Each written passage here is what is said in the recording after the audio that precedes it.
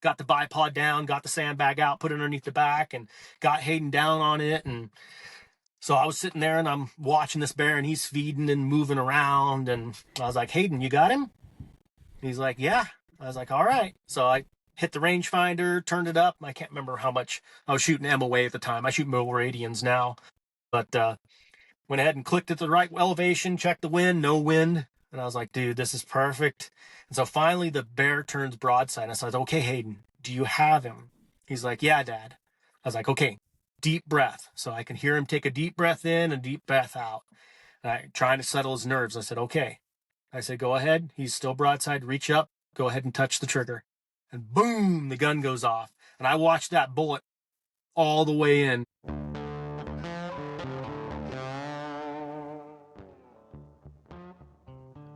Howdy folks, and welcome back to the Hunting Stories Podcast. I'm your host Michael, and today we're joined by Ean Anderson, an outdoorsman from the Pacific Northwest with some wild stories to tell, guys. We get into it first with a deer with a handmade flintlock, 1,062 yard pronghorn shot, close calls with bears, cougars, and why getting kids outdoors matters so much. So this one is packed with adventure, ethics, and of course hard-earned experience. So I don't want to steal any of Ian's thunder, so let's go ahead and kick this thing off and let Ian tell you some of his stories. Thank you.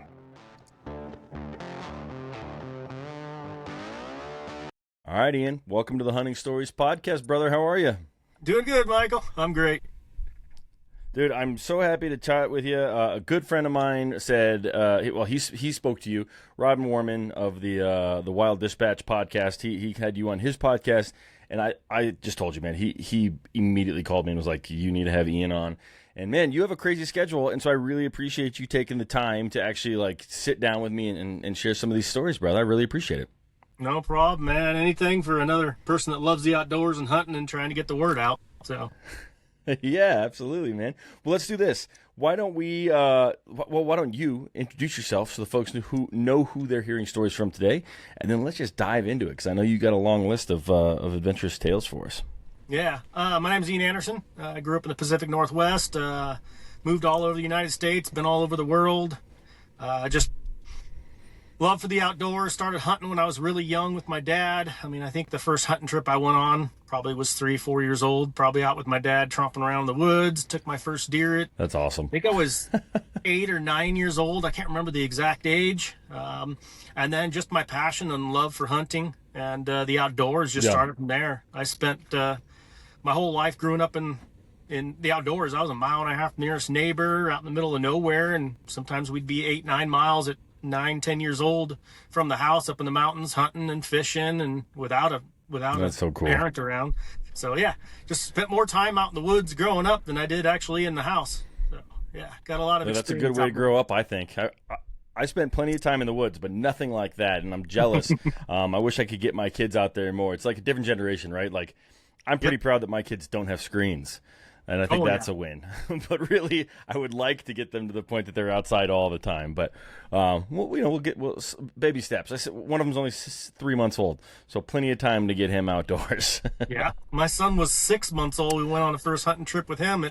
He was 6 months old. No in the backpack. way. We were in Texas and we shot a hog together. I had little headphones on him, and yeah, that's amazing.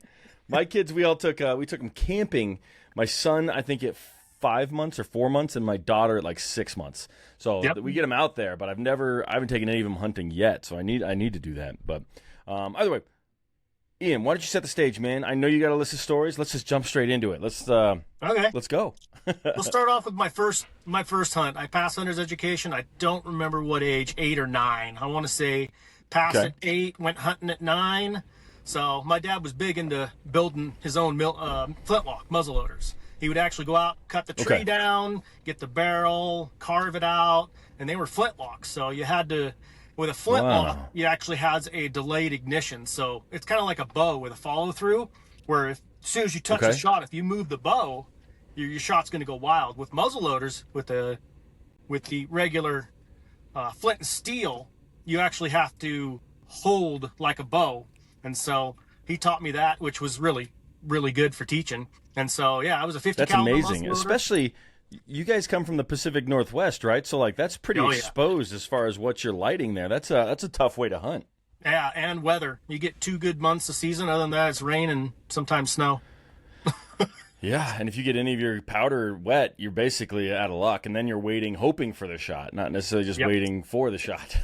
Yeah, it was a lot of keeping your powder dry and like trying to put. I mean, we didn't have all the cool things nowadays, but he was all traditional. We had to do traditional Yeah. round ball, 50 cal.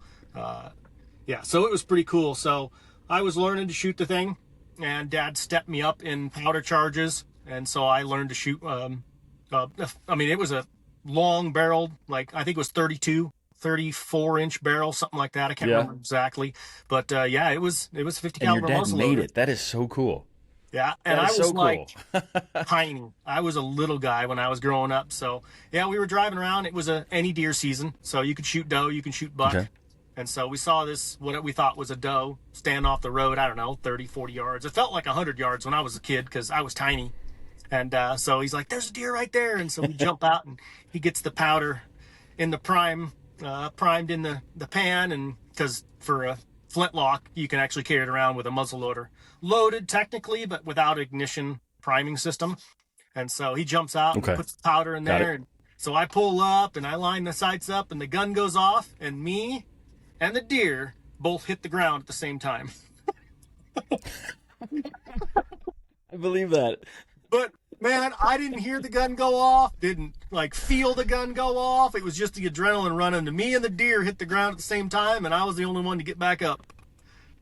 And That's amazing. That's amazing. That's so funny. I've actually seen a little guy shoot. I think he was shooting a 20 gauge shotgun, and he was probably about that same age, 8 or 9, and boom, knocked him right on his ass. So I can see exactly what that looked like. That's too Yeah, funny, it man. was- What did your dad say after you took that shot? oh, good shot. Let's go get it. Something along that effect. And got your first Yeah. deer. So we went over there, and it was a little spike. It was probably 2 inches tall. His ears were covering up the spikes in the back. So I ended up getting a buck Okay. on my first deer. Yeah, it was There you go, a pretty man. cool There you go. experience. And then he said, "You better That's watch." super cool. Did you like skull cap it or anything? Do you still have those little spikes or no? No, man, that was No. 36 years ago. Not saying how old I am, Yeah. but that was a long time ago. Yeah. Okay. Perfect. All right. Cool. Well, continue or move on to the next one. Your choice, sir. Yeah, so just a lot of hunting. So I'm gonna go to a next one, which is probably one of my most notable shots that I'm known for. So I do a lot of long distance shooting. Do a lot of, I wouldn't say competitions. I don't have the time to do a lot of the competitions and the money that takes, but I do a lot of long distance shooting out to a mile. I have a range next to me that Okay. has, won't say which range. I don't know if I can put that out on here, but real cool range. Real cool guy. He's got like 90 pieces of steel from like 100 yards all the way out to 1,700 yards, which is almost a mile. So I go out there with a lot Yeah. of my long range guns and shoot a lot of long range. And I'm on my second barrel, actually my third barrel, because I bought the gun originally and then rebarreled it, and then I've already rebarreled it. So I do a lot of long range, and that's just one gun, and I've got my second barrel on another gun. So I shoot a lot of long range. And Okay. if you think about archery, like traditional archers shooting like 25, 30 yards, it's like, yeah, to shoot 40 yards with traditional, that's like pushing the limit. But 40 yards with a compound bow, I mean, is nothing. Easy I mean, money. it's Yeah. easy peasy. And so like people are starting to shoot 60, 70 yards with compound bows. So it's your experience. It's how much time you put on the trigger. It's your equipment you have. I mean, I have a 7mm, it's called a SAWM, a short action ultra mag, and I shoot 180 burgers. And Okay. I mean, I've got over 10 grand into this rifle. I mean, I got a US optic scope. I got That's a sick. Bartland 5R barrel, Timney. I mean, I can just throw a bunch of Night Force, Leica rangefinders. Like, I've got a lot into this gun. So when I tell them that I shoot long distance, they're like, what, 500-600 yards? I said, no, that's not the distance I try and shoot. So I've Yeah, taken you're like a few animals. 3.5 times that. Yeah, so I've taken a few animals, 600, 700, 800 yards, and I wanted to do 1,000. So I drawn for this Nevada pronghorn hunt, and I knew there's wide open ranges down there. So I went ahead and did all the ballistics on my rifle, shot a lot up here, and then when I got to Nevada, I went ahead and zeroed my gun again. And then me and my wife, she was a spotter, I went ahead and shot out to 1,500 yards and was hitting targets out to 1,500 and getting the dope chart. What size target? They were just small rocks on hillsides, like Okay. 3/4 to beyond. So I re-zeroed my rifle when I got there. And I'm explaining all this to show you how in-depth I am with how long of range that I shoot to. And you have to be... Yeah, like, you're being ethical about it. Yes. Yeah, Ethics. because you're hunting. You're not just lobbing bullets 2 miles or whatever. You are taking your time to do it the right way, which makes sense. No accuracy by volume. Okay. Shoot enough rounds, you'll hit something. So we get down there, and I was hitting targets out to 1,500 and redid my whole dope chart. I probably put 100 rounds downrange on this rifle. Okay. And it shoots half-inch groups at 200 yards. I had Short Action Customs built the gun. It shoots astronomically well. And won't go into all the specifics on what I did to it, but it shoots amazingly well. And so we get down there and get my gun doped out to 1,500 because I wanted 1,000-yard beyond shot. That was my dream to do. So we get down there and we camped out, and we woke up the next morning and we're getting ready, and it's just getting light, and we're throwing everything in the truck, and my brother looks over and goes, "Hey, there's antelope right there." So we looked up and there was a nice buck in there, and he's like, "Do you want to shoot that one?" I was like, "I actually want to hunt." So he wasn't. Yeah, you're like, it's 50 yards away. Yeah, it was an average buck, and he's like, "Man, there are bucks all over this place." And so he's like, "I can find you a better one." So we get to driving around. We didn't go half mile down the road, saw another group of pronghorn. And I was like, nah. He goes, it's not big enough. And he knows his animals down there. He works for the game department. So he's a game warden down there. So he understands. He's been living down there for quite a few years. So he understands the quality. And I'm not a quality person. I'll take a spike as quickly as I'll take a massive bull. Because you ever tried eating horns? They don't really taste very good, and they're kind of crunchy. Yep. So I'm out there I'm out there to get the meat. And so, but this was a quality tag I got drawn for, and there was lots of animals around, so I was like, I'll hold out for a big one. So we drove a little further, and we seen a really nice one. It was chasing one doe, and he would not stop. They ran clear across. They were out at like half mile when we spotted them, and then they went out to a mile and then turned back and then kind of came towards us and then turned again. And he wasn't a buck that we were able to ethically get on to ethically take a shot. He would stand around for a couple seconds, and then the doe would run off and he would run after him again. And he was a really good quality buck, and we just could not get on him. We drove around and and then he just went into some country that we could never find him again. So we went off of him, and then we saw a above average buck about a couple hours later, and I was like, yeah, that's a nice buck. And he was at 500, and I was like, well, let's try and scare him further away. So we started hiking towards him, and he was with these does. And so we started hiking towards them, and they got 10 power eyes that can see. So we kind of went at them, and so we chased them further away, and finally they got out on this hillside. And it was crazy because the sun was just over the top of the hill. And so I had to use my hat for a sunshade on the front of my scope, even though I had a scope shade on there. And that's crazy. Yeah, my brother gets up the spot and scope, and it's on video. I think maybe I sent you the video. And so yes, you did. Yes, you did. So you could do the delay, the time of flight, the actual where it hits the top of its trajectory. So I went ahead and looked at the range, hit him. He was 1,062 yards. And I looked at the wind, absolutely no wind. It was so calm out. And I was like, man, this is like perfect. The only thing that I did have a little bit of mirage from the sun. Shooting weather. The sun. So I turned it to 6.4 meridians, which was, I think it was 1,025 yards was what my dope was. And it was 1,026, 1,036. Yeah, I can't remember. Okay. But turned it right to there. And then he was slight uphill. But I didn't have to take that into effect. No wind, so there was no wind holds. And so went ahead, and he was standing there broadside, and my brother hooked the thing up to his vortex spot and scope, and he said, all right, I'm rolling. So I said, okay. So I turned to and checked my bubble level because I run a bubble level to make sure that I'm exactly, checked my angle degree indicator. It showed less than like 5-degree incline. So, all right, hold dead on. And I run a real light trigger. So I reached up and I felt the side of the trigger.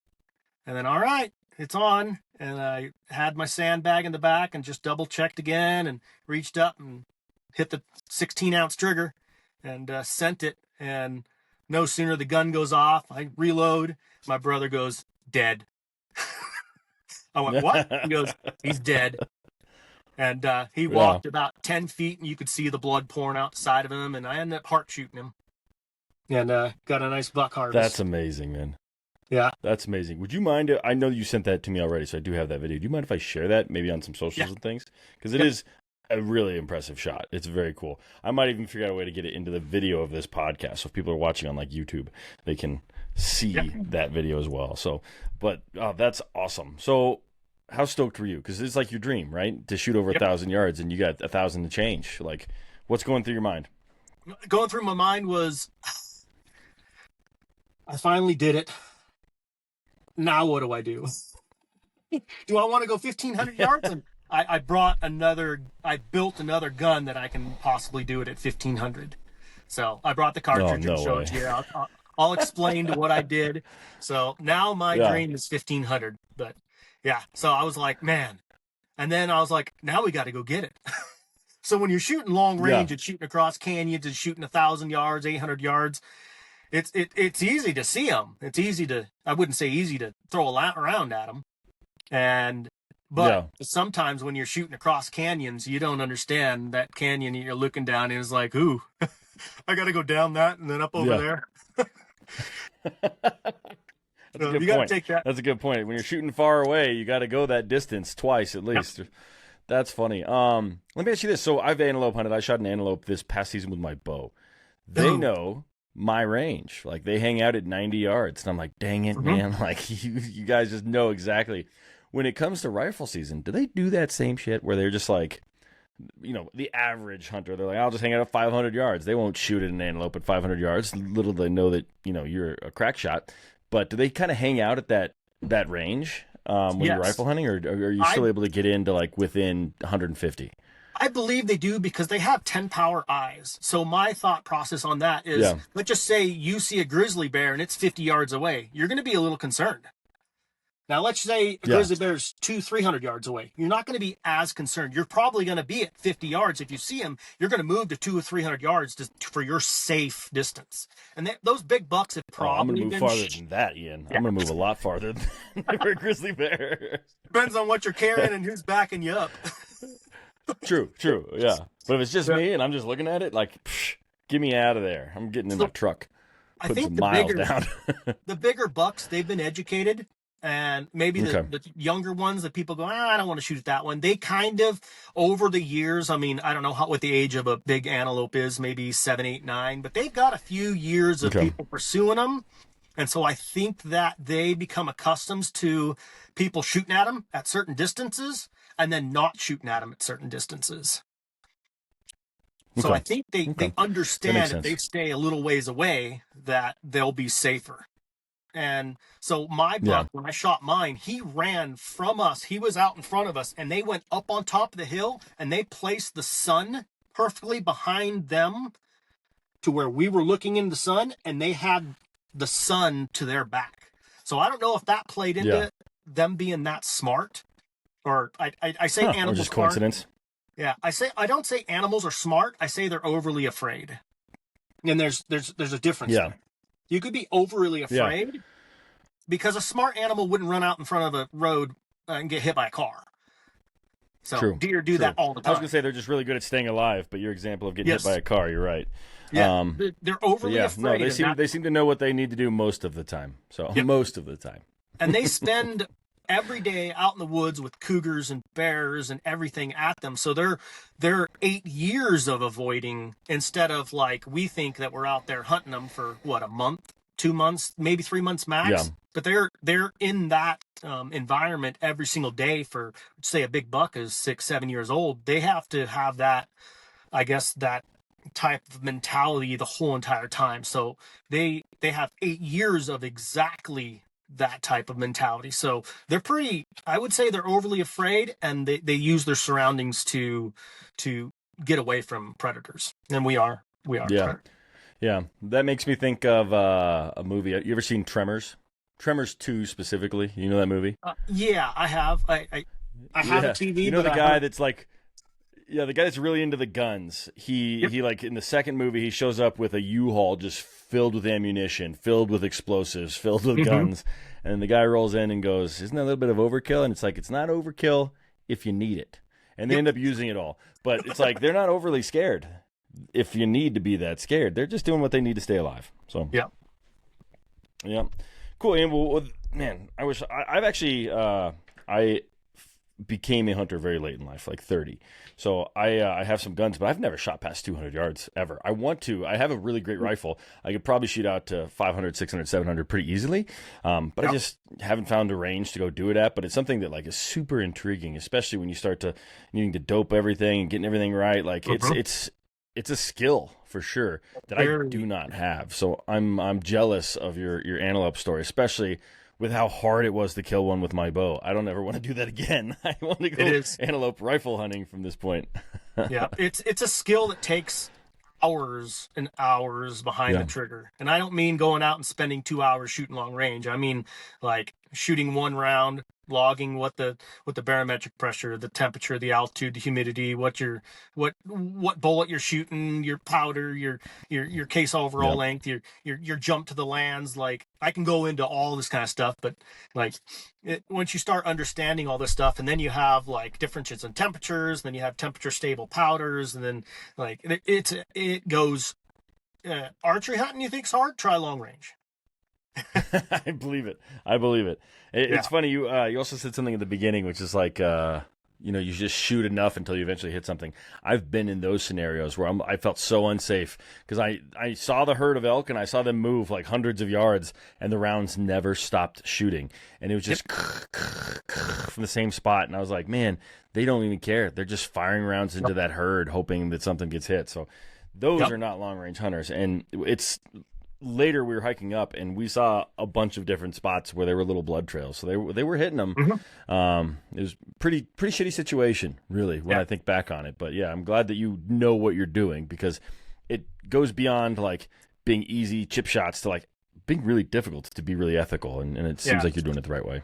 So my brother put it pretty So well. He said, me taking a 1,000 yard shot is more ethical than somebody with a regular rifle taking a 400 to 500 yard shot. Just because of the whole, like, I okay, believe that. you got 30 inches of drop. Well, how do you know exactly what's 30 inches of drop when you have to hit a 6 inch? Like, is it a big buck? Is it a small bodied buck? Is it a whitetail? Is it a mule deer? How do you know exactly 30 inches? Where I hit rangefinder, which is known distance, known come up on your elevation. Those are all like set in stone. Your wind drift's the only Yeah, thing. There was no wind, so I felt 100% yeah, confident in that shot. yeah. I'll tell you right now, man. If you and I went to a range and put me on a 400 yard and you on a 1,000 yard, I'd bet on you. So I think your brother's right. I think your with brother's right. with Um, about Go ahead. 20 to 30 minutes of instructing and shooting and form and talking, I can have you hitting 1 foot targets at 1,000 yards with my rifle within 20, 30 minutes. Yeah. That's cool. Okay. Well, it's a date, all right? Ian, you're taking me Right. out. But Yeah, come on and up. afterwards, you're buying me a drink. All right. Perfect, man. Okay. Well, let's keep going. Let's keep going. Well, All right. before we dive too deep into the mathematics of long range shooting, what Yeah. other stories you got for us? So I had the last hunt I just went on. It was super cool. I love taking out kids and I love taking out women. They are amazing to hunt with because they don't care Yeah. how big the animal is. Their first animal, and like it is amazing, and that's why I do it. So we went out on a turkey hunt. They had just passed hunter's education. It was already end of deer season here in where I live. We have a late turkey season, and it's any turkey. And I had a spot Okay. that has, I think I have like 80 to 100 turkeys that run through that area, and lots of it private Okay. property. So I got permission to hunt on this private property. And the little kid's like 60 pounds and like not even 4 foot. And so he came over to the house and they passed hunter's Okay. education. How old is this kid? Oh, I think he's 8. He's a tiny guy. 8? Yep. And Yeah, so the that's other funny, kid dude. was, My son is 7, and he's like almost 5 foot at this point. Like he's Mhm. like getting up there and well more than 60 pounds. So that is a little guy you're dealing with. Yeah. Yeah. So I took him over to the house and I let him shoot a 20 gauge, and we put trap loads in there just to Okay. see. And I was holding on to the front of the shotgun, and he was shooting them, and they were kicking, but they weren't hurting. I was like, okay. Okay. So I went ahead and let him shoot some trap rounds, and I was like, okay. I said, okay. And then I was like, yep, that's the round you're going to be shooting.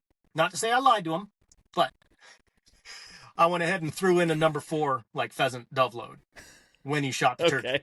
Okay. Because he ain't gonna feel the gun go off. His adrenaline was so jacked. And then the other kid, he was using 12 gauge, so I threw in some number 4 pheasant 3-inch mags on him.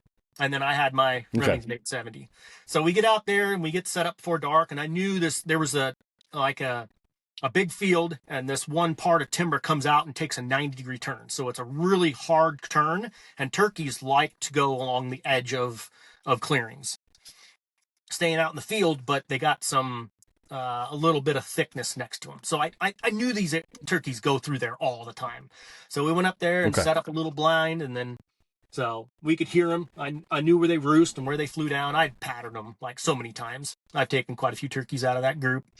And so, Okay. I mean, we get in there before dark and we sit down, and then as soon as those turkeys started talking in the morning, those kids just got all, their eyes were all big, and they're like, they're right there. And I'm like, shh, I know they're right there. They're just over the hill.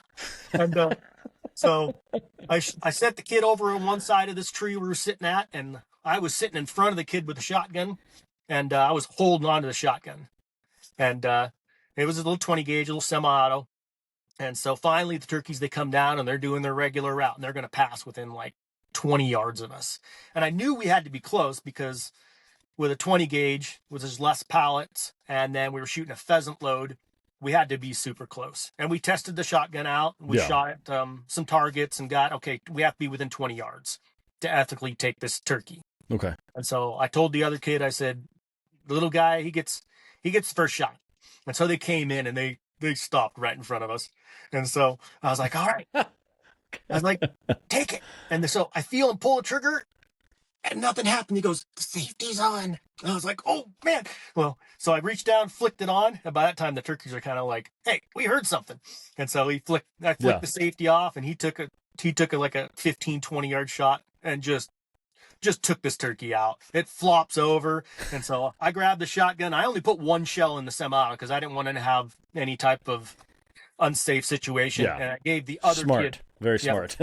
I gave the other kid, he sat to my right on the other side of the tree, and I said, you can only shoot from here to here. And I said, you have 2 rounds. I said, as soon as you shoot, if the turkey falls, I want you to put your safety back on.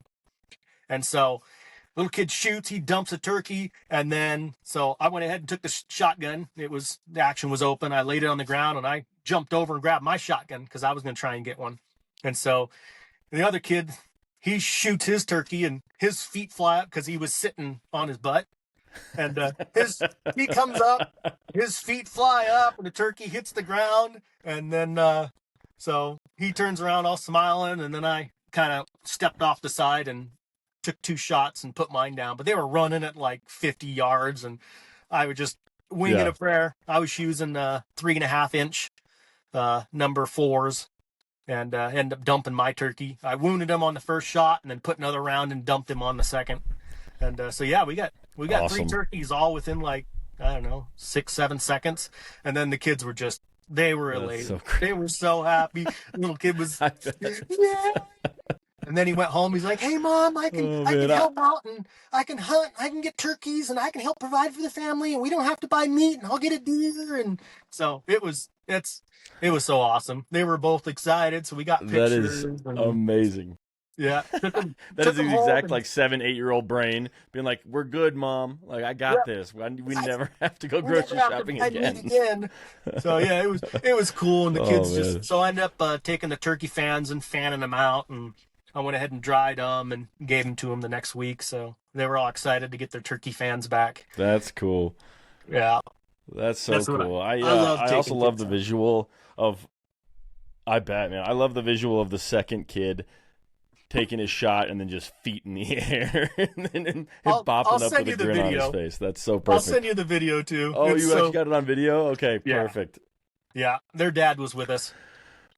Yeah, it was pretty cool. So That's it was too a lot cool. of fun. So, are you just a friend taking out a friend's kids, or Yeah. do you guide, or what was the relationship? Guiding, I don't know the rules and regulations, and I don't want to do Okay. it for money. I don't want to have Yeah. Okay. the thought process of I have to get this and it has to be a big bull and I have to do this. I just want to do it for fun. So Yeah, that makes yeah. total sense. Plenty of people do that. In fact, a lot of hunters started, like a lot of the big hunters in, the hunting influencers, whatever you want to call them. It seems like a lot of them really are enjoying taking people out these days. Yes. So I think that's like kind of the next step beyond, like, you can kill these giant bulls. Sure, you can go out and you do it yourself, but like getting somebody else on something and letting them experience that, I think that's pretty special. So it's Yeah, it cool is. that you're there. I'm not a good enough hunter to take anyone. If I took someone with me, we'd just be going for a walk. So Yeah, I it's love just how taking it is. kids out. I'm still- Yeah. Cool, man. Well, that's a great story. That's a great story. What else you got? I know you got a big list. Let's keep going. Let's just Yeah. rapid So fire. another good experience. I took my daughter out on her first bear was 286 yards, and it was just us sitting, and it walked out, and she shot it, and she was shooting my 7mm Psalm, and it weighs like 26 pounds, so there's almost no recoil, and I was shooting reduced recoil Okay. loads. And Gotcha. How did you get that? How, did you carry that thing in, or like how did you get a gun that heavy in anywhere? That's crazy. Oh, I've taken that on a high buck hunt before. I've taken it like 9 really? miles back in the backcountry. Yeah. That's crazy. That's a heavy gun, man. Yeah. Yeah, it is. Okay. But you're in shape. Correct. But if you think about it, if you work out and you want to lose 20, let's just say you're 20 pounds overweight and you want to lose 20 pounds, it's the same as if you go up there at that weight and you carry nothing.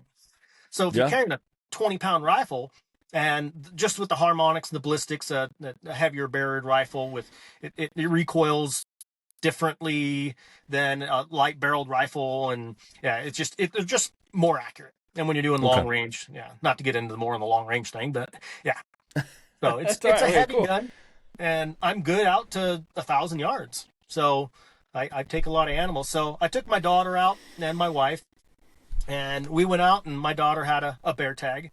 And get back to my father's first bear. She was what was she? She was 10 when she got her first bear, and she was just a little tiny tiger, and she shot it, and it was with my 7mm Psalm, except I reloaded it down. I was shooting 139 grain bullets, and I loaded down at the lowest velocity so that she could shoot. And then once she graduated, so she ended up getting her first bear at 10, at 286 yards, and it was kind of a couple hours away, and it was. I'll go into my other son's bear. We were in there, but yeah. So her second bear was really cool. So we went in there, and she was shooting a 6.5 Creedmoor with a Leopold 3-9 tactical, and we had it out to 400 yards. And so we get in there, and it's my honey hole. I don't really take too many people in there at all. We get in there, and the berries were ripe on in there.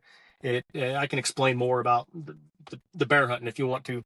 I'm a really big bear hunter. I've taken 25, 30, and I've been in on another probably 20 to 30 bear harvests. So we went in there. Okay. I have some questions for you, but we'll keep going. I'll ask questions later. Okay. So we come around this corner, and I had already seen that the berries are on the right elevation, the right ripeness. And so we come around this corner, and I pick up my binocular. I scanned maybe 5 seconds, and I saw a big chocolate bear. And I was like, oh, that's a big bear. I was like, hey, sis, I see a big bear. It's like, I hit the rangefinder. It was like 900 yards. I'm like, nah, you're not shooting 900. So, and she had a 6.5 Creedmoor. I was carrying around my long range rifle, but I was like, no, we're going to get you with your rifle, and we're going to get you with you're going to do everything. And so we went ahead, and he was in some thick stuff, and we kind of work our way. The valley that we're in, it kind of works to a point, and then the water's in the bottom, and it's a big huckleberry hillside. And so we worked our way in. We were waiting, and so I ended up spotting another black bear. And I was like, hey, there's another black bear right there. And I hit the rangefinder. It was like 500 and something. And I'm like, we can get down to it. So we sneak a little further. It was in the middle of this opening, a little brushy, but went ahead and worked our way down and got within 318 yards. And so I got my daughter down on her rifle, unscrewed the scope caps, hit the rangefinder, turned the dope, and we were at 318 yards, and the bear she was following it, and bears don't stand still. If they stand still, it's not going to be for very long. And so we got it at 318, and I said, "All right, sis, you on it?" I said, "Yeah." I said, "But look at your bubble level." And okay, it's level. I said, "All right." Slowly squeeze the trigger.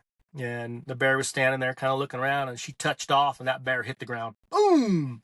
Hits the ground. And so I was like, "You got it, sis." And she jumps up and she knocks the rifle over, and I was like, "Ah!" So I'm trying to get the rifle stood back up. And so we didn't need a second shot. The bear expired. And so I said, "All right, I want you guys to stay here. I'm going to put my hunter's orange on. With us, we don't need hunter's orange when we're hunting for bears. But I said, I want you guys to stay here, and I want you to watch up there. I'm going to go up there. I was carrying a 10 millimeter. I said, I'm going to go up in there, and I'm going to track it, because I don't want anybody around me when I'm tracking bears. I tracked too many bears and had too many close calls at close range. And if you want me to go into some of those, we can. But I've had some really close range. Love that. Close calls with bears. Let's definitely do that. But keep going. I go up in there, and I'm hiking up, and I'm hiking to the point, and I almost there, and I heard some motion off to my left, kind of around the bend, and I'm like, that's not where the bear was. It went to the right. I said, this noise is coming from the left. So I took out the 10 millimeter, and I'm hiking around the corner, and I didn't hear it anymore. I was like, I wonder if that was my daughter's bear. Oh, no, well. I got a bear down. I got it wounded. I don't want to get into any other situation. So I hiked up there, and the bear was dead. And I was like, well, what was that? And so I went ahead and waved them over. And I didn't want to talk because I knew that other big chocolate bear was in there. So I didn't want to do any sounds or anything like that. You got him.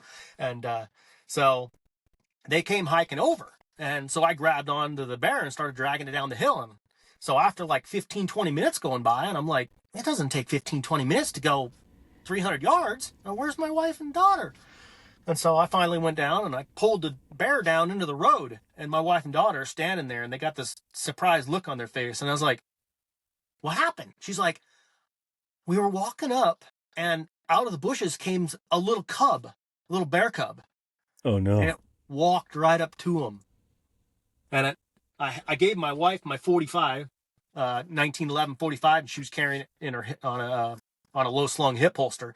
And she said that she whipped that 45 out because she knew Mama was right there. And what I had heard was the mama and that baby cub working their way down the mountain. And so the cub comes out and walks towards you. Gosh. Yeah, walks right up to my wife and daughter.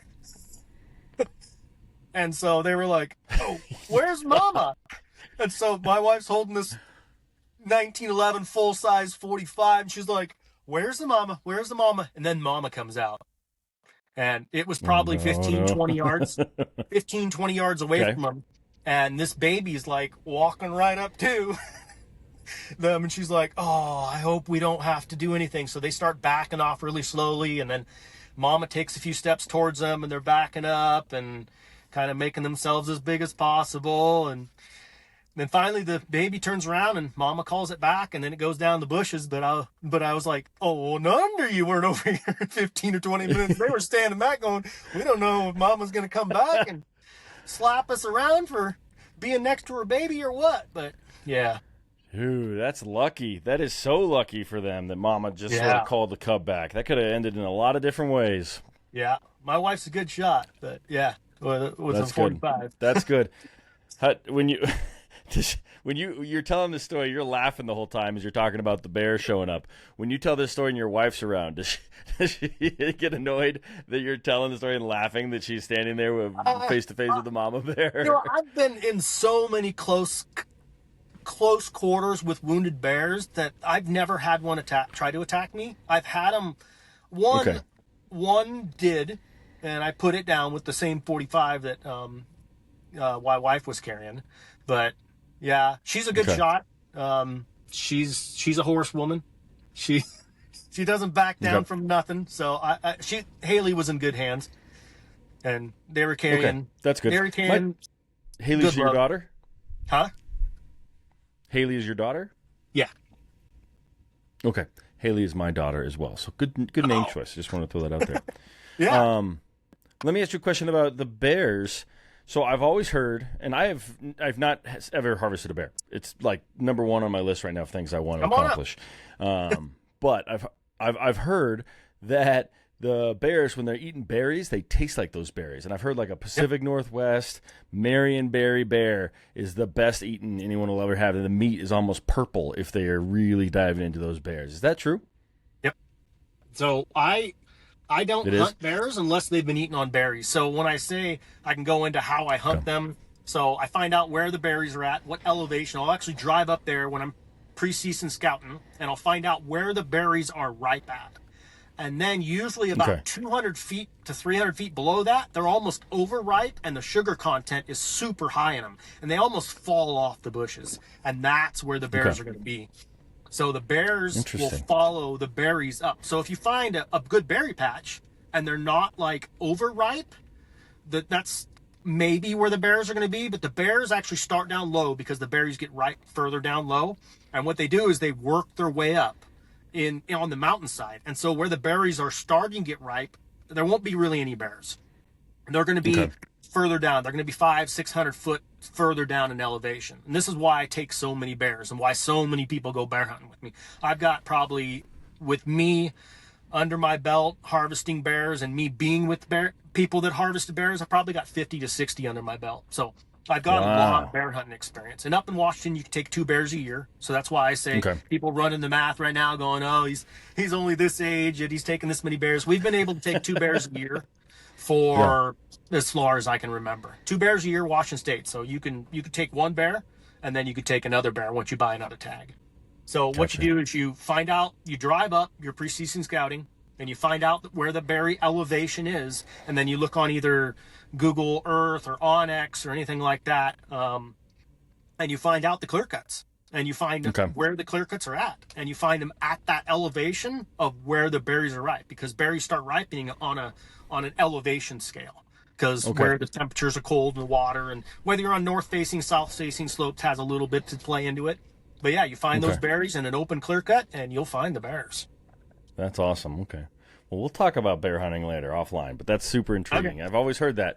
And it's cool that you've got it, like, it makes sense that you, someone who really enjoys, like, the precision aspect of shooting and going through all that, like, math in your head, also has done that same kind of calibration to, like, bears and, like, elevation bands and and seasonality. It makes sense that that's the way that you hunt. So that's pretty cool.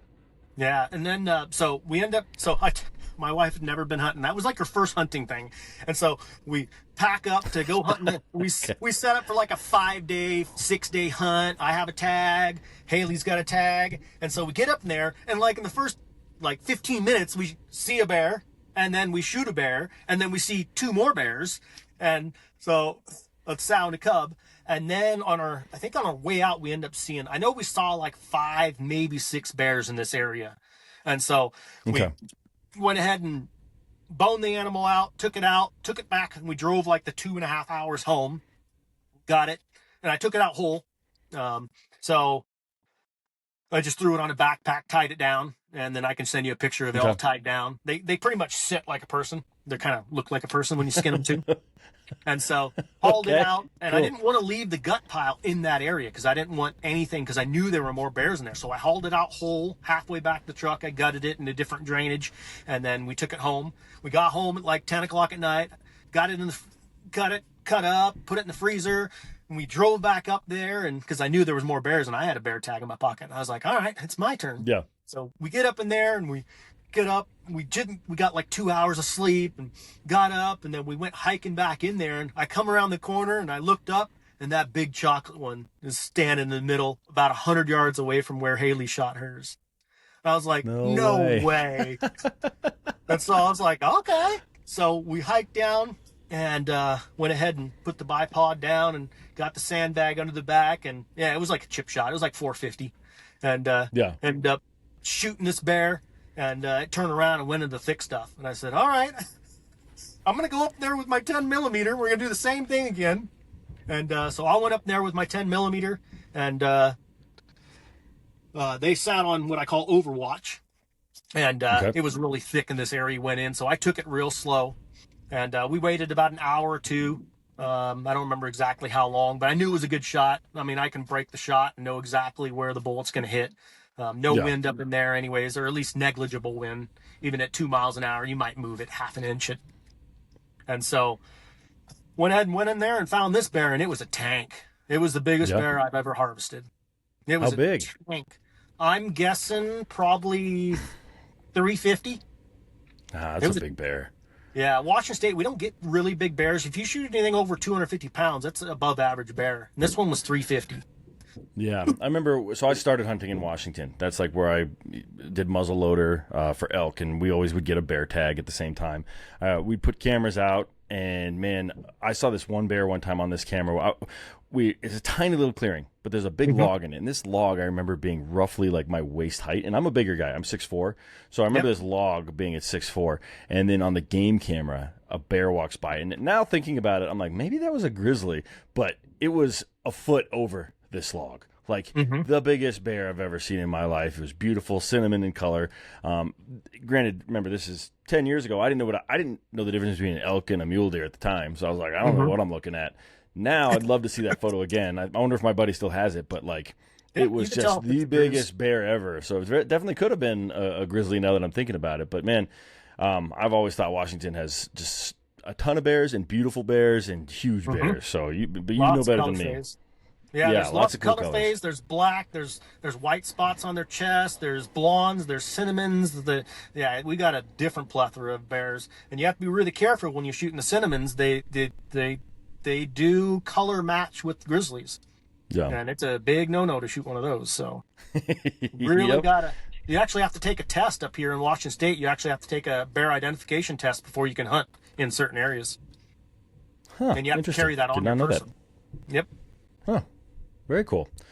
Man, a 350-pound bear. How wide was the skull? Is that how you measured him? I measured him, and if I put him in, he'd be Boone and Crockett, but I didn't. Yeah. I want to say he was almost 20 inches on skull width and length. Bear. he was big. And that rolls so me I into assume you didn't lug him out in whole in one trip. No, I took. Daughter carried the rifle and our packs, and I put like 80 pounds on my wife's pack, and I probably put another, I want to say 120, 140 pounds on my back of boned out meat. It was a lot. Yeah. And I don't leave Basically nothing. Carried your wife out. Yeah, that's crazy. Oh, she's way less than that. She's like 120 pounds soaking wet. So putting 80, I mean, she was a trooper. I put like 75 pounds on her back, and she packed it out. She's a go-getter. That's awesome, man. That's awesome. Yeah. Especially, I think you said it was kind of her first trip out, right? Like her first trip out, being involved with 2 pack outs, but also a mama bear in a club. Like she's a champ, man. The fact that she came out day 2 after a mama bear was right in her face. Yeah. Good on her, man. You got a good one. Yeah, it was crazy. We went ahead and we're going to do like a 6-day camping trip and hang out and do all this stuff. We didn't do nothing but hiking, packing, and shooting and drive back home. So we got out of there and we were like, we didn't even really use anything. We broke the tent out and like didn't even break out anything to cook with, like nothing. So yeah, it was crazy. I'm like, this doesn't usually happen this way. Yeah. Oh, that's pretty funny. All right, well, let's keep going. What else you got? Yeah, so that rolls me into my son's bear. He got his first bear at 10 years old, and they're really good shooters, my kids, and I'll explain why here in a minute. But so we were hunting up in this area, and he ended up shooting at one bear, and it was my fault that he missed. My kids are, I think, 9 for 10 on clean, ethical one-shot harvests.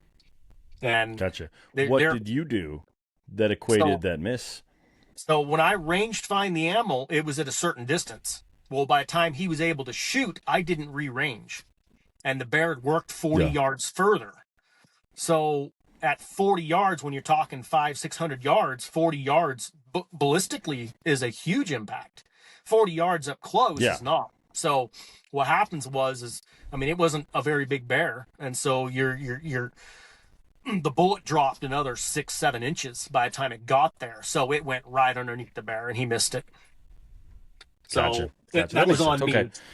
So after he shot and I went over there to look, I was like, there's no, like, he had a rock solid rest and he's a good shooter. Even though he's 10, he's a good shooter. I had him shooting 1,000 yards, like not even a little bit before at 10 years old. He was hitting targets at 1,000. And so I'm like, I know he would have hit this animal. So when I How long did rearranged it the take you to animal, go, oh, I know what I did wrong? yep. So after he shot, I How long rearranged did the that take, spot. though? How long did what?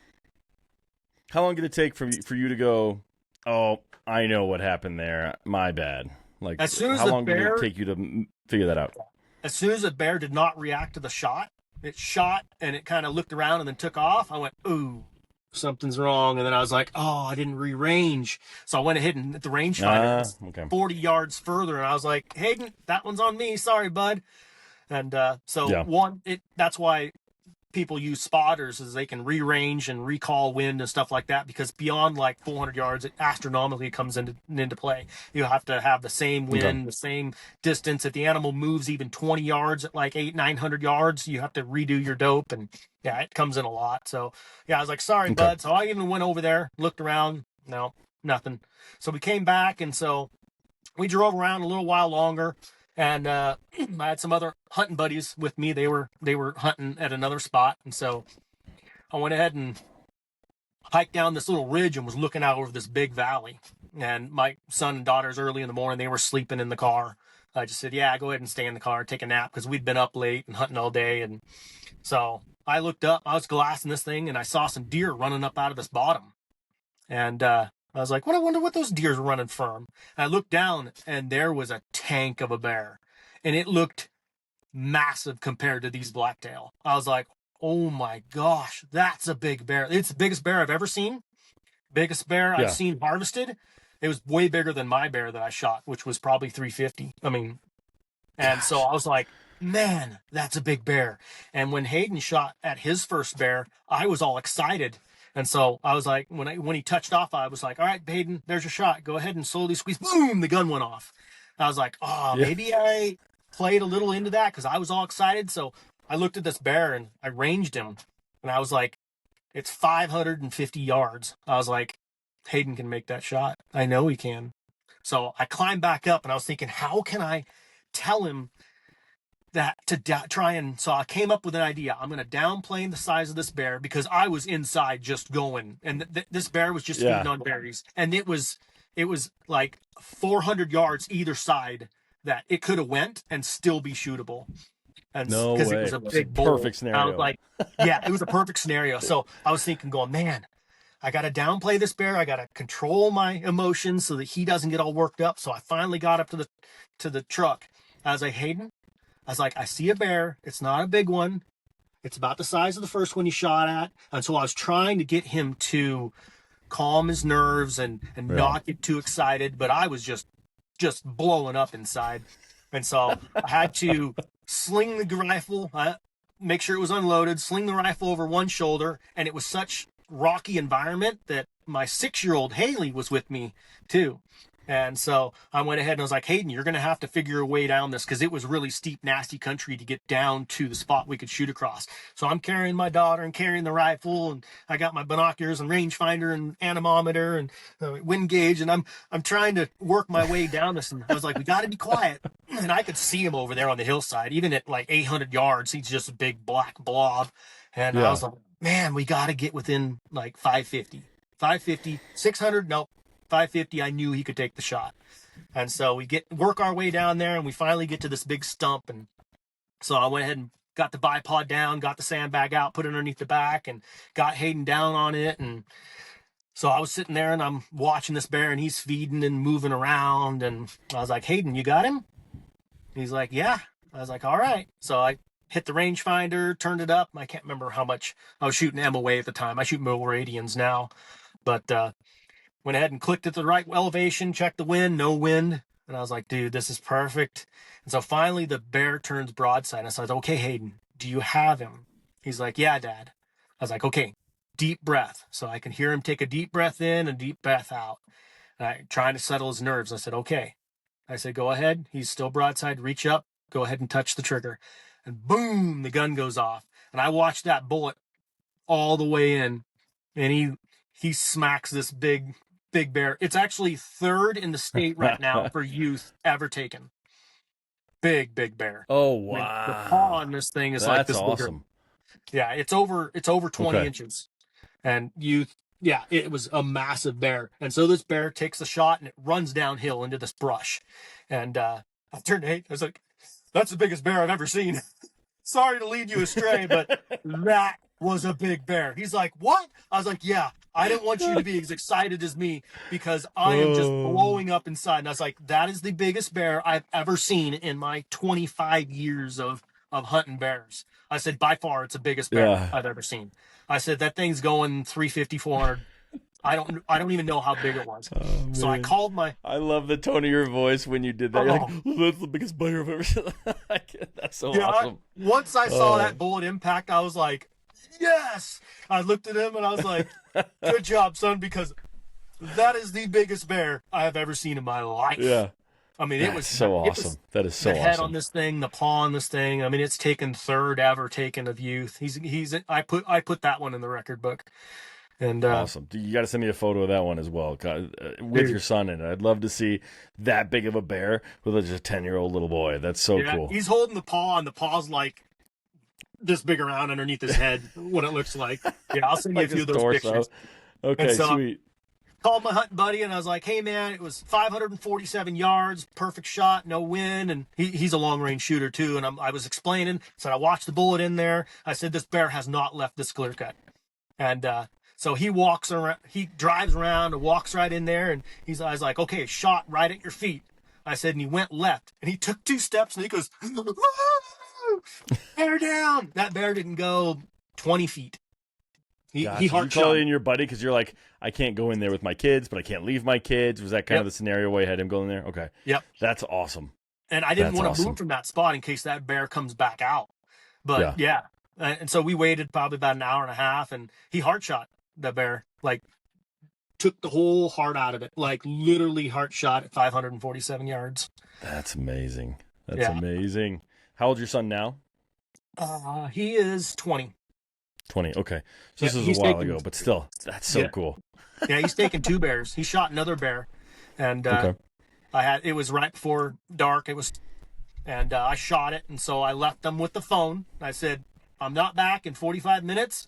Call your uncle because he's only 10 minutes away." We were hunting near my uncle. I said, so I took my 45 and went in there, and it was dead on the wedge. So my son got his second bear, and the coolest thing that same season. No, that was a different season because it was a different season. It's when he was 14. He shot his second bear. So my daughter got her first bear at 10, her second at 13, and my son got his first bear at 10 and his second bear at 14. That's amazing. And his record still stands as like the 3rd biggest ever shot by a youth. That's so cool. Yeah. That's so cool. And so let me go into how I train my kids to shoot. They are super good shooters. So when people take their kids out to shoot, they shoot at targets. So I'm a cheap guy. So I go down to my local library and I take pictures and copy them off the copy machine. And we take pictures of the animal we're going to pursue, whether it's a bear or a deer or an elk, and we take pictures of them. Okay. And we go ahead and we copy them off on the copy machine. And you can copy off like 4 different pictures on one sheet of paper. And then what I do is the exact scope that I have on their hunting rifles, which are 3-9 tacticals, I put those scopes on my CZ Target 22 long rifle. So I shoot match ammo. So what we do is we have competitions. We went ahead, same bipods, almost the same ergonomics of rifle, and we take match 22 ammo and we set the pictures out there at like 30 yards, about the same distance when you're looking through a 3-9. That you zoom it up on 9 power, the animal's going to be 200 or 300 yards out. And so what we'll do is we'll have we'll have competitions on the bear or the deer or the elk, and so they get a aspect of, let's just say the animal's quartering away. Well, if you shoot it behind the shoulder, you're gonna miss the vitals because going behind the shoulder at a quartering shot, you're going to come out the neck. And a lot of times you won't, unless the bullet hits ribs and fragments, you're not going to hit vitals. If they're quartering to you, you shoot behind the shoulder. Where does it go? Guts. Yeah. So we shoot at pictures with a highly accurate 22, and I shoot match ammo, and it shoots like, I mean, you could stack them in one hole. So we'll set up like 100 pictures, like multiple days in a row before hunting season, and almost up to a month before season. And we'll go out there every 3 or 4 days, and we'll shoot about 20, 30 rounds at these pictures. And what they get is a mental picture of where they need to hold for which aspect they're shooting, because broadside, you hold a different spot to shoot as you do quartering away, as you do quartering in. What you want to do is you want to hit that off shoulder. And so we shoot at pictures. Awesome. We don't shoot at targets. And so my kids are really good shooters, and because they've mentally trained their minds to shoot where they need to, rather than, okay, shoot behind the shoulder, where the guts are behind the shoulder is the shoulder, the brisket is behind the shoulder, the spine's through the shoulder, behind the shoulder. So that's a good shooting tip for people with kids, to have them shoot at pictures, and they're free. I'm thinking right now I'm going to take my son out and do exactly that. We got some camping trips. I took him last year, and we fired guns for the first time. And so this year he's like, can we go ahead and do that again? And I'm going to start printing out some pictures, man. That's a great idea. Yeah. Yeah, it does really, really wonders, because kids' heart rates go fast, and they see this deer, and deer don't have a bullseye on the side of them. They don't have pop cans on the side of them. And you see people shoot targets and pop cans. So and let's just say 500 mental aspect rounds of where to place that bullet within like a quarter inch of like where you want to point it. They can build up that muscle memory and that sight picture. So yeah, it's a good way to do it. Makes sense. That's cool. Yeah. That's a great little tip. I really like that, especially the fact that you said it like 30 yards or whatever, and then it's like the equivalent to 200 on the real animals. That's awesome. Yep. That's a really good way to train. I could just do that for myself, make myself a better shooter. Screw my kids, man. I need to do that. I do it right alongside with my kids, and I have a competition. If you can shoot and beat your dad, I'll give you something good. And me and my wife and my daughter and my son have all shot that way. And so we're all really competent, ethical shooters now. So yeah, it's pretty cool. Very cool. Very cool, man. All right. Well, Ian, you got any more stories for us, or are we want to wrap it right there? I know that you've got places to be. Well, let's go into, let me see. I got a cougar story for you. It's a pretty cool story. All right. Yeah. So Let's hunted. Do it. I'd love to hear it. I've been always hunting cougars, and cougars are such a smart, amazing animal. And ever since they took away hound hunting in 1996, we haven't been able to really get too many cougars. So I finally was like, I'm going to get a cougar.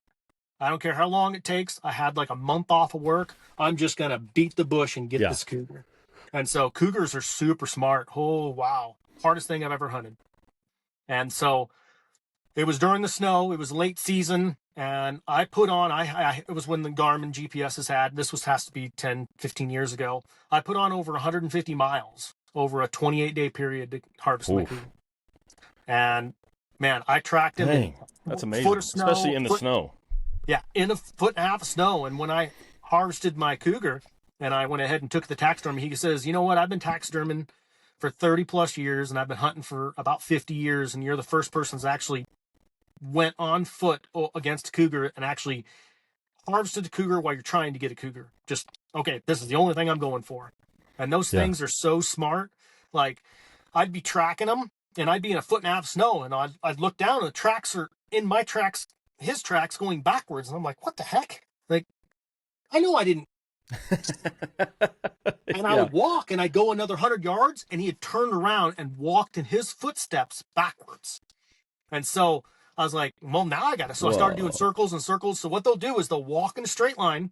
They'll turn around directly in their tracks, and they'll go about 100, 200 yards, and they'll jump as far as they can and go downwind where a hound can't smell them. And then they'll go about 50 yards and post up and watch you.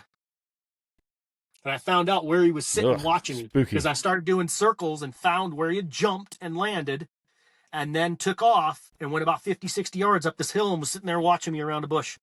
And then when I finally figured his tracks out is when he took off. And then they'll also do circles and Yeah. circles and circles and circles and circles, because you'll come up and all of a sudden there's tracks going this way and track going this way. And I'm like, I'm not going to lose him. It's 1.5 feet of snow, but I got to shift him out. And so at the Yeah. end of one of his circles, he'll jump again and he'll go, and then he'll sit there and watch you. And I found multiple times them doing that. I'll find him where he's sitting behind a bush or a tree watching you.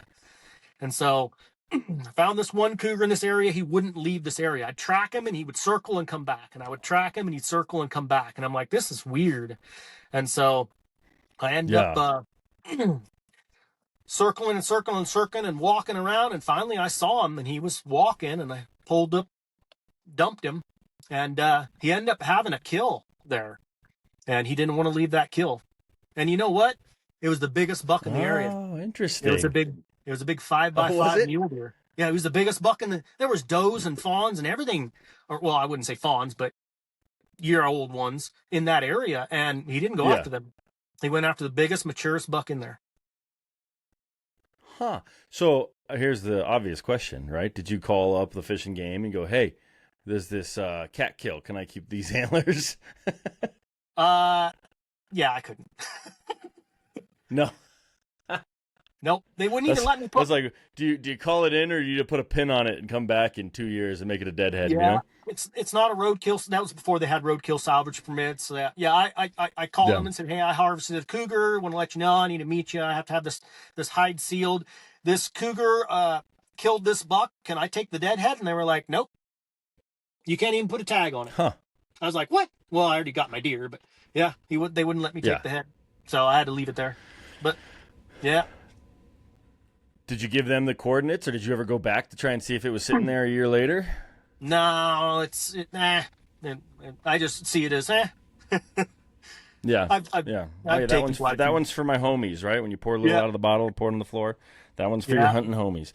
That's crazy. I didn't know that cats did all of that, and it does make sense that he had to do something in order to keep his kill and avoid you, but he didn't know you were looking for him. So that's spooky. They're super fun. He's just watching you. Like, it's a good thing they don't really go for humans. I think, maybe once a year you might hear something in the entire United States of a cougar doing something silly. But they almost that's I grew up in the woods. Yeah. Have you seen many cougars? So I don't think I've actually ever seen a cougar. I'm sure they've seen me, but I've never seen one in the woods. Have you run into them other times, maybe when you weren't hunting, or have they always eluded you and just been watching you? No, I've seen 9, 10, 11 cougars in the wild. Okay. Most of the time they're like at long range where you're unethical. You can try to throw a lob around and them like 1,500 yards. Or you're like driving somewhere and they run across the road and you can't get back to them. I tried calling them in. Never really been able to call in a cougar. I do a lot of predator hunting, but never. Gotcha. Yeah, the one that I did see that I did have a gun, I was able to harvest. Okay. That's cool, man. That's cool. I'd love to go cougar hunting at some point. I have a connection with a few houndsmen out here in Colorado, but it's like this thing, and they were the gentleman was very specific, being like, "Hey, no, you don't just ask a houndsman to come hunt with him. Like, that's not how it works. Like, he's not going to take you. You can go get a guide. You can pay someone that will do it for you. But if you have a houndsman friend, don't ask him to hunt. Ask him if you can help, and just keep coming with him, and eventually." He'll offer you an opportunity. And I was like, that sounds still awesome. Like, I don't necessarily need to go shoot a cougar right now, but I would love to go experience the hound hunt. Like, I've never experienced anything like that. Yeah. Go ahead. It's very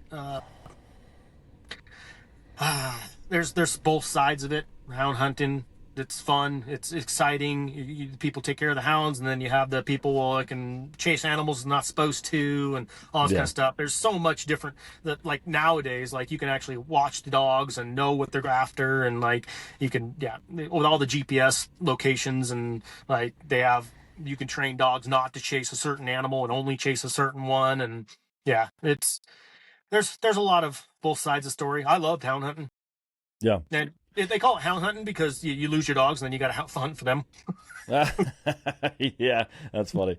Man, it's I've been doing this podcast. I think you're gonna be like episode 189 or 190 or something like that. The cougar stories and the hound stories are like always some of my favorite. It just seems so interesting. I'm trying to blank on his name, but we have one gentleman who he had his buddy bring his dogs. He's like, hey, I got tracks. Bring your dogs. And he brings his dogs, and there's a cave, and all of a sudden one of the dogs is missing. So he's got to crawl into this cave. And we're talking like a 2.5-foot circle, and he's crawling in there to rescue the dog from the cougar. I don't want to ruin the story.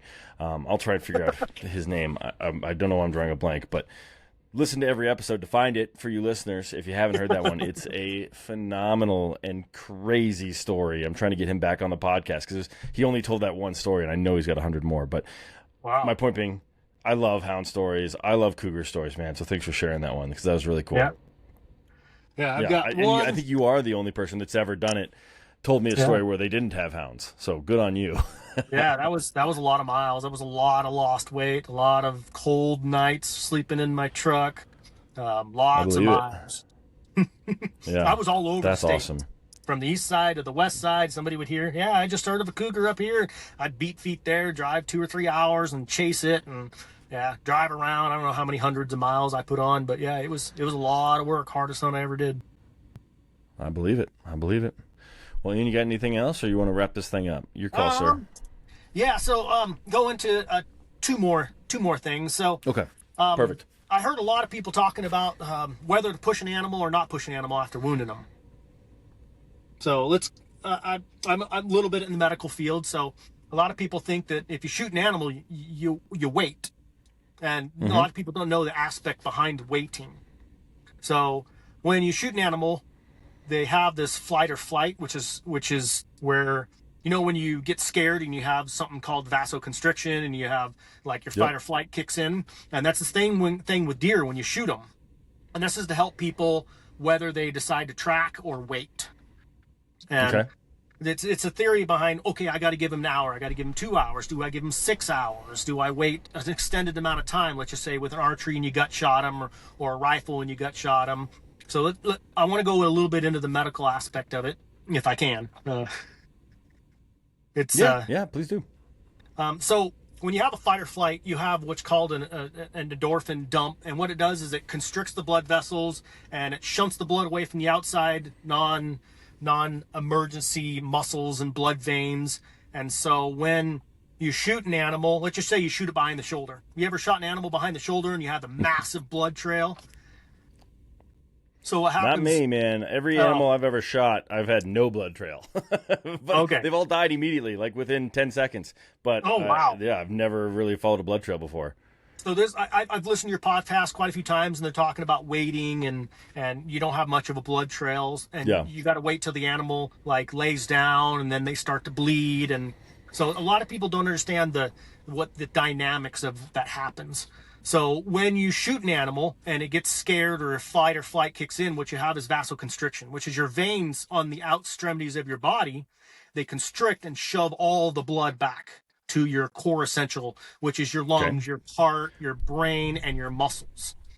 So when you shoot an animal, and let's just say you gut shoot them, and then you chase them and they run for miles and miles and miles, or let's just say you make a liver shot or you make a really poor one lung shot, and you chase them for miles, and you say, man, that animal went a long ways.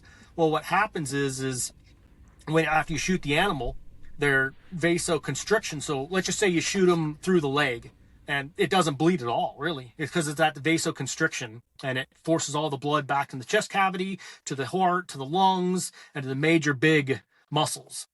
And so if you shoot an animal right behind the shoulder and it's a perfect shot, there's a theory coming out now, if you push them, it'll help pump that blood out. But if you make a bad shot, and this is the reason why we leave an animal for hours, is because let's just say you gut shoot them or you don't hit much vitals, that vasoconstriction doesn't let that wound area bleed. And so after the animal runs off and then that adrenaline dump and that vasoconstriction goes away, then they start bleeding out. So if you have any question on a possible good shot, bad shot, give them quite a few hours.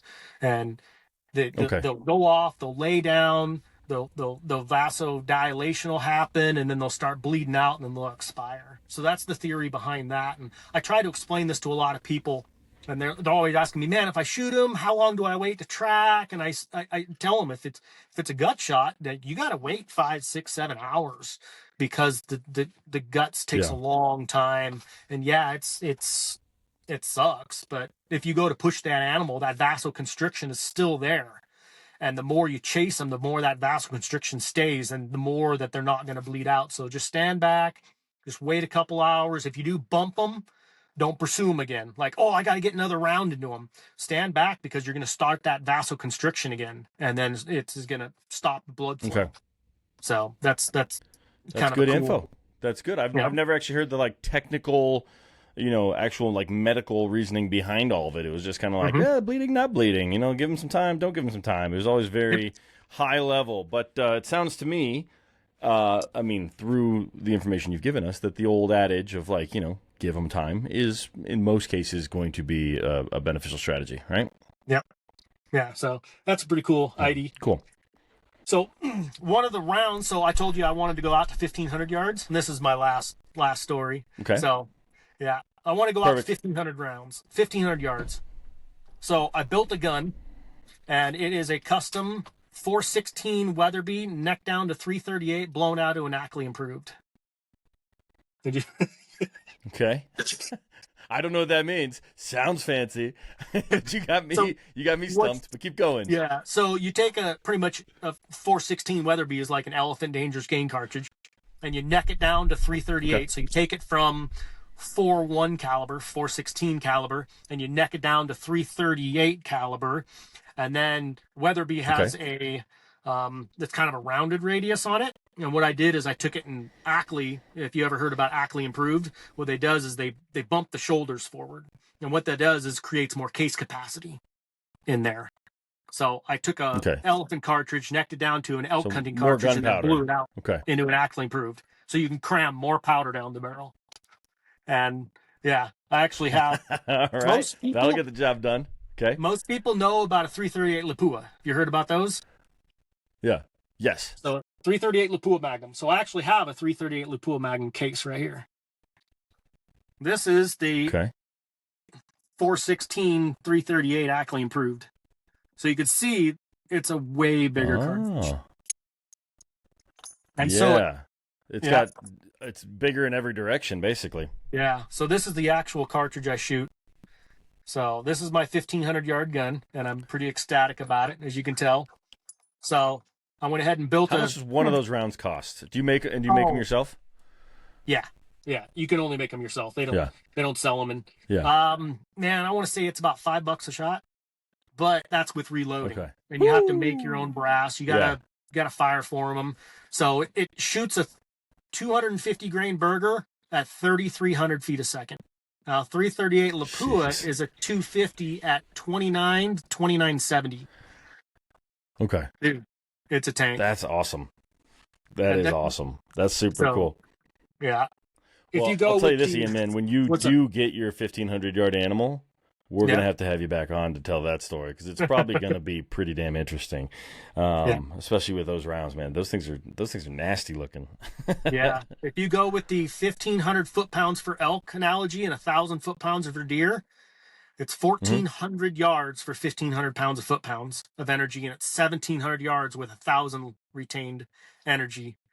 And the it's still pushing like 2,400 foot-pounds of energy at 1,000 yards. So ethically, and your time of flight and your drop, your wind drift, and a 10-mile-an-hour full value is like 25 inches at 1,000 yards and a 10-mile-an-hour wind. So it's going to be a very good ethical. And I'm building it up. I was out shooting it out to 1,700 and hitting steel the other day. So I'm just going to get a little more tweaks and a little bit more, and hopefully get that 1,500 yard shot. I know a lot of people are like, shooting 1,500 yards, that's unethical, but don't worry, I'll do my work, and I won't take a shot unless it's ethical. Yeah, you're like you said, you're not just slinging lead. You're putting a lot of effort into it, which is pretty cool. Yeah. Do the math for me, and I'm sure you already know, but 1,500 yards, 1,700 yards, Roughly how many miles is that? Is that like a mile and a half or a mile, or how far is that? 1760 yards is a mile. 5,280 feet is a mile. So Okay. 1,760 yards My is goodness. 1 mile. So 1,500 is Yeah. 5,280 feet. So yeah, 1760. It's So damn near a mile. 200, Damn near a mile. 260 yards less. So it's about 250 yards less than a mile. 2 football fields less than a mile. That's crazy. That's super cool, man. Especially, and you know what? If you need those extra 200 yards, I got those. I know I can shoot that. So you shoot the 15, and I'll get us to the mile. Sound good? Yeah. All right, man. All right, Ian. Well, cool, man. Do you have any socials, any business stuff you want to share, any links, anything like that? Or are you just going to walk off into the sunset? Your call. I do have social media. It's Outdoor Ian Survival. So I'm a survivalist instructor, and if you ever want me back, I can talk about that. I do survival competitions and teach it through my survival gatherings. But it's Outdoor Ian, Outdoor, and then EAN, Outdoor Ian. I'm on Facebook. I'm on Instagram.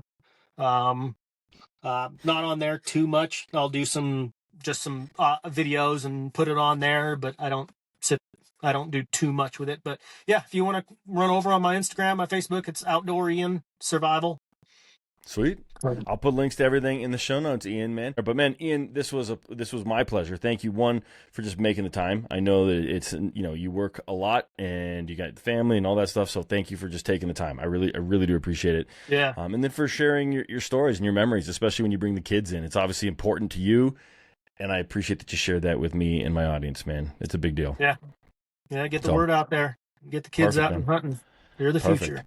And then I'll put links to your stuff in the show notes. And now let's get out of here. What do you say? Yeah. All right, man. Thanks again. Good talking to you. You too.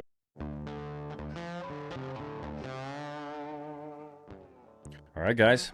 That's it. Another couple stories in the books. I want to thank Ian, of course, for coming on the podcast. What an episode. If you enjoyed it, do me a favor. Follow and subscribe to the Hunting Stories podcast. You don't miss the next one. Check out our links in the show notes. We've got some great sponsors that you support us by just clicking on those links. And then, of course, give his pages a follow. Those are all in the show notes as well. Check them out on Facebook or Instagram or YouTube. I think I have all those links there. Beyond that, guys, share this episode with a hunting buddy. And if you've got a hunting story to tell, please reach out and let us know. We'd love to hear from you. Beyond that, guys, you know what's next.